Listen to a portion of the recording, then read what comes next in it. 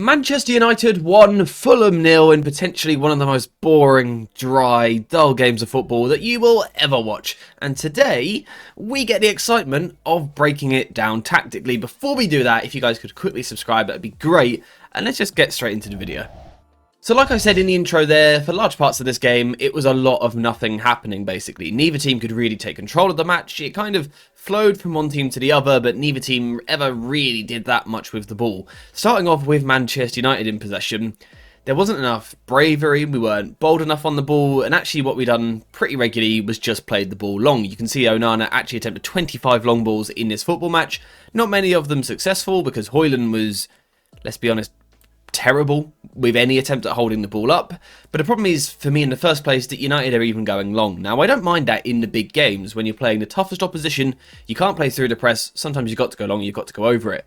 But in this sort of match, I feel that these are the games where United should be trying to get on the ball, trying to play through the first phase, trying to manipulate the opposition. You see, when you can play through the first phase, it gives you a platform. You know, when you eventually move through and get to the middle third of the pitch, if you've worked the ball from the back to get into this position, you already have control of the ball. You are already in a controlled situation. So then when you are trying to control further and progress the ball, you have the nicer platform to do that. Whereas what United were doing was actually kind of getting into a system like we're going to play out from the back. So two centre-backs are going to split, Maguire's going to be in the middle, full-backs are going to drop deeper, the central midfielders are going to drop deeper. This is suggesting that we want to play out from the back, that we want to move through the thirds in this way, but then we just play the ball long, which, like I said, we failed completely with holding the ball up. Højlund was pathetic with his attempts, and it just meant the ball was coming back all day long. Now, of course, sometimes you're going to win the duels in these positions, but the problem is, and this game really summed it up perfectly, duels are 50-50 situations, and we can literally see that in the percentages in this football match. And what that means is that if you're going long, 50% of the time United are winning the ball back, which means 50% of the time Fulham are winning the ball, which again needs lack of control. Lack of control on the football match because you're not getting the ball on a regular basis. Whereas if United were patient and moved the ball through the first phase, we would actually be controlling the ball. We wouldn't be going into those 50-50 situations, and we would be keeping it.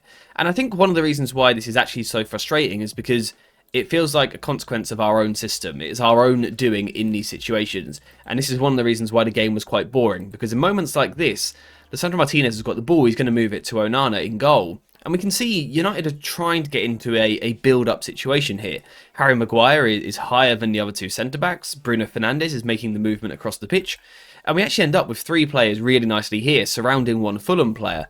Now, of course, we have other Fulham players in the area that could come apply pressure eventually.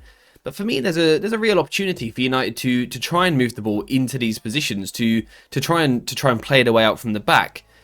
But the system we use doesn't help. This is something I've spoken about recently, how our middle centre-back almost blocks access into the midfield. And as a result, we just end up going long. And Højlund, let's not talk about it. Again, in a situation like this, we can see the three players there for United. We've committed players into these deep positions, acting as though we want to play out from the back. But again, we don't. Maguire sort of blocks the passing lane into Ugarte on this occasion. And again, we just end up sending the ball long. This was one of my big issues with this match, because if you send the ball long 25 times and you're only winning 50% of the duels, you're just overturning the ball. Now, if we switch to a positive real quick, because, you know, United did win this football match, so we should try and be positive. The positive was that when United did win the 50-50 battles and did get the ball down, I think we looked okay. Of course, always building possession in this 3-2 shape. We know that we're going to try and be slow and cautious with our approach, take extra touches to slow the game down, which in moments is a problem, which I'll come back to in a second. But I really like the dynamic down the left-hand side. And I think Garnacho gives us something different. And the reason he gives us something different to all the others is because Amorim actually doesn't trust him. Amorim doesn't seem to trust him in these half spaces, in these areas, with his back to goal where it's tight. So what he'll often actually do is switch Garnacho out here. We saw this the other day in midweek. And we'll see the wing back instead move in field. Now, it almost feels like Amorim is being forced into doing this, but I actually think it's really beneficial for United because it gets us a winger out wide. When you've got Garnacho in this position up against a fullback, it's just more ideal for me. It's someone who wants to take the man on, who is a comfortable dribbler, compared to Mazraoui, who naturally isn't an attacker. So this kind of tactical idea is almost being forced onto us a little bit, but I think it's good for United. I think it forces Amorim to be a bit more dynamic, which is exactly what I think he needs to do more regularly. So Garnacho in the team at the moment, it weren't his best performance, it was by no means perfect, but he beat his man on a couple of occasions. And Garnacho being in the team is forcing us to be more dynamic. It is making our left-hand side more expressive on the ball, which I think is really important. It's something that we need to try and do on the right-hand side. Now, on the right-hand side, we struggled with it, right? Dalot didn't really get into the game at all. Ahmad didn't really get into the game as a consequence. We couldn't really progress the ball down this side. When Dalot had the ball, Robinson would come out and be aggressive and sort of force us backwards.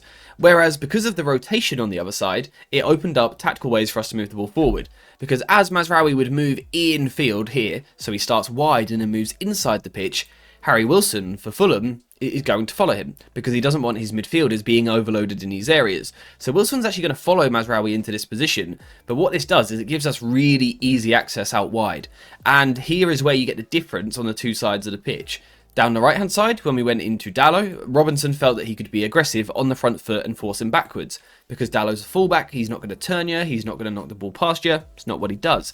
Whereas on this side of the pitch, when we pass to Garnacho, Castagna is much more scared of him. He doesn't want to go too tight because he knows that Garnacho could spin him, he could turn him and attack the space in behind.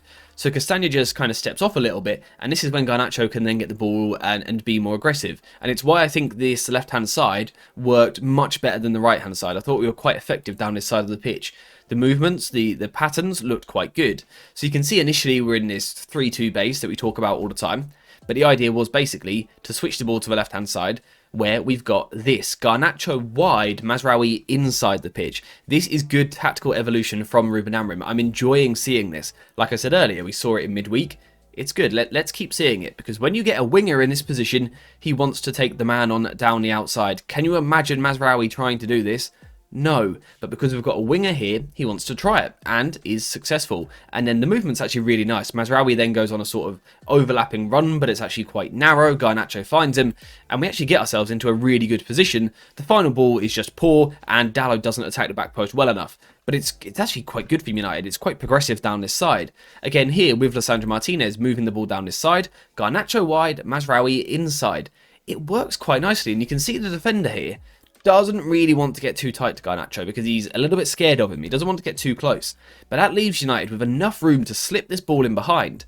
And again, we're in a really good position here. Now, once again, the final ball is really poor. We know that the left wing-back situation is still far from ideal, and ideally we need recruitment. But in terms of working with what we've got, I actually think this worked quite well. Now, apart from this success down the left-hand side, it was a pretty dull game, to be honest. United never really played with any tempo or intensity, and neither did Fulham. It was statistically the lowest XG in the Premier League in the last 2 seasons. This was incredibly boring. Like I said, literally nothing happened for 90 minutes. So it's difficult to lump too much praise on this United team. For large parts of the game, it was too slow. It was too passive. There are moments where we win the ball back, and you think the United of a couple of years ago would look to transition quickly. What we got ourselves into at the moment is a position where when we win the ball back, you see the players battling against their instincts. Their instincts want to quickly play the ball forward, but in their head they think, but the manager wants me to keep the ball. And this is what I was saying the other day, and as a result, we miss out on opportunities to transition and attack quickly. I think what the players need to realise is, yes, Amorim wants us to keep the ball, but there is no doubt in my mind that if the space is there, he wants us to speed it up as well. That's where we're really struggling, with that idea of flicking the switch and suddenly speeding up the way that we play. And I think some of that is down to the personnel. Again, when you play 5 defenders, you are reducing the ability to get expressive passes on the pitch. We know that Ugarte isn't a player who is strong against a low block. We were essentially down to 10 men because Højlund, again, offered nothing. He was so poor. So I can't even speak on it. It's one of the worst striker performances I've ever seen in a United shirt. So bad on the ball. And it caused a problem for United, even in the defence. You know, De Ligt isn't the most expressive passer down the right-hand side. Dalot's not a creative wing-back. The same for Mazraoui. Ugarte's not progressive in the middle of the pitch.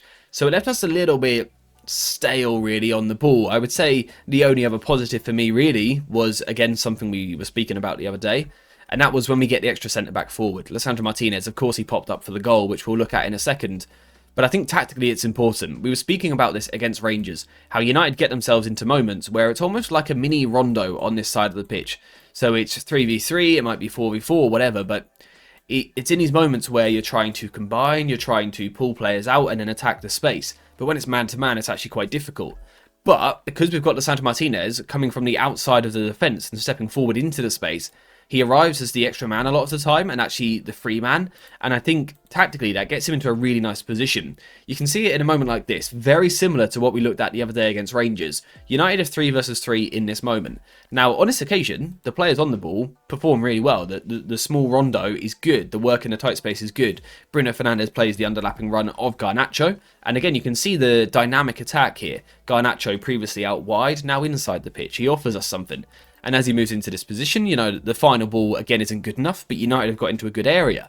But the good thing is Lisandro Martinez being aggressive and arriving onto the second ball. So as the ball came back out, it would have been easy for Fulham to potentially transition there. But because Lisandro Martinez is so aggressive with the way that he's playing, and we can also see Lenny Yoro here as well, this is how aggressive United are being with the positioning of the outside centre-backs. I think this is really, really key for us in trying to sustain pressure. If we are to be a team that controls the ball and dominates the ball, but not just around the halfway line, but actually high up the pitch in the final third, the aggressive positioning of the centre-backs is key, because off the ball it allows us to quickly win possession back and get on the front foot, and then when we do have the ball, they can be the spare men. It causes extra problems for Fulham, because they've got extra players to try and pick up, and of course the goal from Lisandro Martinez has a huge slice of fortune with the deflection. But tactically, it's the fact that he's allowed to be a little bit higher, and, we know that's instruction because we've seen it several times in the last few weeks now. I think this is good from United, and whilst overall it was a really slow, boring game, I do think little moments like Garnacho kind of switching and interchanging down the left-hand side, and the centre-backs starting to play further and further forward, I do think these are signs of growth in the system. Of course, there are still flaws in the system like we looked at right at the start, not being expressive enough in the first phase, going long too often. There are still flaws, but I think we are also seeing progress as well, which is exactly what we are asking for under Ruben Amorim. We know it's going to be a very difficult second half of the season. We need to see progress. I felt that we saw some again last night, but there is also very clearly so much work to do. So much work to do with this team. Is some of that work going to be done in the transfer market in the next 5 days? No idea. Let me know what you think in the comments down below. Do you think we will actually sign anyone? And also just let me know what you think of this performance. It's probably the most boring football match I've ever watched, but it was tactically still an improvement or two, which is good. Apart from that, not really much to talk about. So, yeah, thank you guys for watching. Hope you have enjoyed it. And as always, I'll see you in the next one.